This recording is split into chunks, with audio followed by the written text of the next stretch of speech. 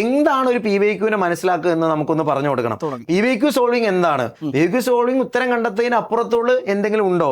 അത് സ്റ്റേറ്റ്മെന്റ് ആണെന്ന് അറിയൽ ഒരു അറിവാണോ?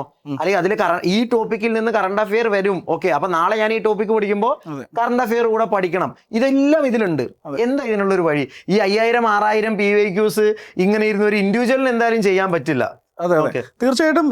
PSC മെൻഡർ അല്ലെങ്കിൽ നമ്മുടെ KS മെൻഡർ PYQസിനെ കാണുന്നത് ദിശാസൂചികയായിട്ട് തന്നെയാണ്, റോഡ് മാപ്പ് ആയിട്ടാണ് അല്ലെ. ദിശാസൂചിക എന്ന് നമ്മൾ മലയാളത്തിൽ പറയും. അതായത് ഒരു ഉദ്യോഗാർത്ഥിയെ ഗൈഡ് ചെയ്യുന്നത് PYQs തന്നെയാണ്.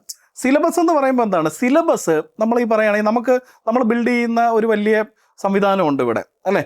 ആർട്ടിഫിഷ്യൽ ഇന്റലിജൻസിന്റെയും ഈ സ്കിൽഡ് ആയിട്ടുള്ള ഹ്യൂമൻസിനെ ഉപയോഗിച്ച് ഹ്യൂമൻ ക്യൂറേറ്റർഷിപ്പിൽ നമ്മൾ ബിൽഡ് ചെയ്യുന്ന ഒരു സംഗതി. അതിനെപ്പറ്റി നമുക്ക് ഈ ചർച്ചയിൽ എന്തായാലും സംസാരിക്കണം.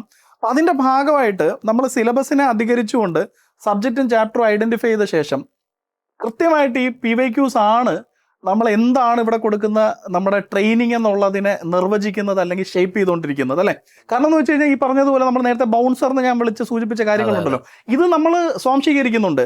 നമുക്ക് സത്യം പറഞ്ഞു കഴിഞ്ഞാൽ വെല്ലുവിളിച്ചുകൊണ്ട് തന്നെ പറയാൻ പറ്റും എത്ര സ്ഥാപനങ്ങൾ അല്ലെങ്കിൽ എത്ര എട്ടെക് പ്ലാറ്റ്ഫോംസ് ഈ രീതിയിലുള്ള മാറ്റങ്ങളെ ആ സമയത്ത് തന്നെ ലൈവായിട്ട് ക്യാപ്ചർ ചെയ്ത് മൊഡ്യൂളിന്റെ ഭാഗമായിട്ട്, ട്രെയിനിങ്ങിന്റെ ഭാഗമായിട്ട്, പരിശീലനത്തിന്റെ ഭാഗമായിട്ട് ഉദ്യോഗാർത്ഥികൾക്ക് നൽകുന്നുണ്ട്.